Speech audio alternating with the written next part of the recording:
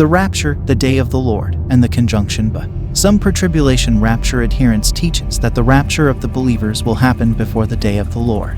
They hold that position because they realize that the day of the Lord will happen after the tribulation, as supported by the massive verses from the scriptures. For them, the rapture must happen before the day of the Lord, or else it will no longer be a pre-trib rapture, but a post-trib one. In this video, we will prove that the rapture will really happen on the day of the Lord just right after the tribulation.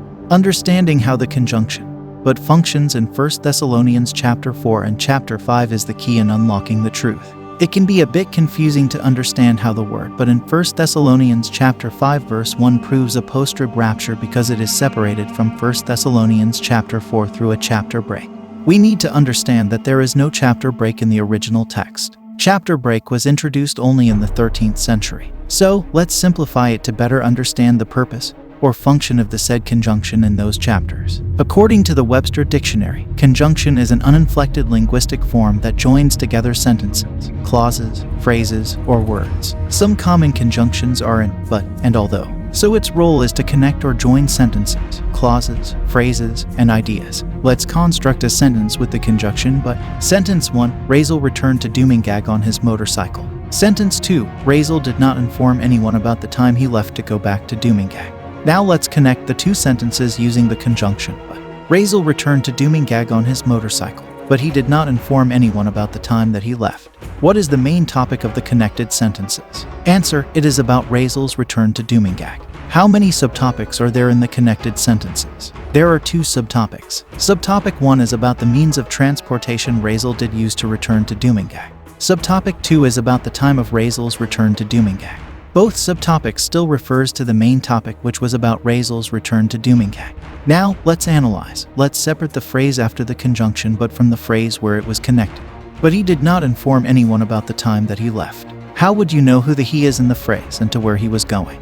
The correct approach is to look for the sentence or phrase before the conjunction, but because that is where you can find the main topic of the whole text. Similarly, you can do the same contextual analysis approach too in 1 Thessalonians chapter 5 verses 1 and 2.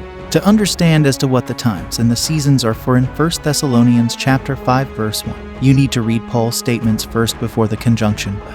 And through that you will see that Paul's main topic is about the coming of the Lord, which is mentioned in 1 Thessalonians chapter 4 verse 15.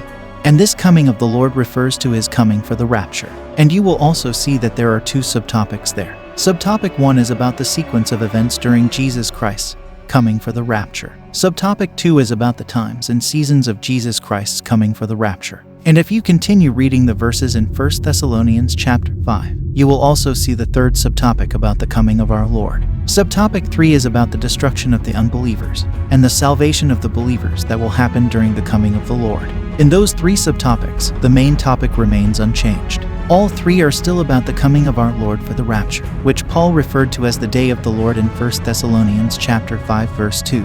But for the times and the seasons, brethren, ye have no need that I write unto you.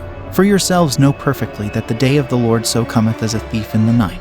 Hence, the times and the seasons in 1 Thessalonians chapter 5 verse 1 refers to the times and the seasons of the coming of the Lord for the rapture. And the said coming of the Lord will happen on the day of the Lord. In our next video, we will thoroughly discuss why the day of the Lord will happen after the tribulation. Please subscribe to my YouTube channel and hit the notification bell for you to be updated of my latest video uploads.